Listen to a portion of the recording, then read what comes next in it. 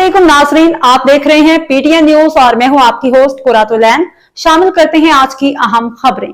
गुर्बत की शरह में 7% इजाफा। पाकिस्तान में शरह गुर्बत तशवीशनाक हद तक बढ़ गई। पाकिस्तान के 60 से 80% आबादी शहरी इलाकों में मुकीम है। आलमी बैंक। पाकिस्तान में गुर्बत की शरह तशवीशनाक हद तक बढ़ गई। आलमी बैंक ने रिपोर्ट में इंकशाफ किया है कि गुज़िश्ता 3 साल के दौरान गुर्बत में 7% इजाफा हुआ है, मौजूदा 25.3% हो गई है। कंट्री डायरेक्टर पाकिस्तान बोलुरमा अमागा बाजार ने रिपोर्ट जारी की है कि आलमी बैंक के मुताबिक माली साल 2022 में गुर्बत की शरह 18.3% थी, जो 2023 में बढ़कर 24.8% हो गई। 2025 में ये शरह मज़ीद बढ़कर 25.3% तक पहुंच गई। रिपोर्ट में कहा गया है कि 2001 से 2015 तक गुर्बत की शरह में सालाना 3% कमी वाक़या हुई, जबकि 2015 से 2018 तक ये कमी सालाना 1% तक महदूद रही। 2022 के बाद गुर्बत की शरह में दोबारा इजाफा होना शुरू हुआ।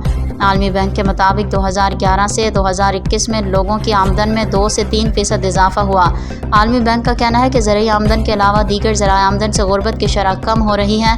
57% गुर्बत नॉन एग्री इनकम से कम हुई, जबकि 18% ज़राई आमदन से कम देखने में आई।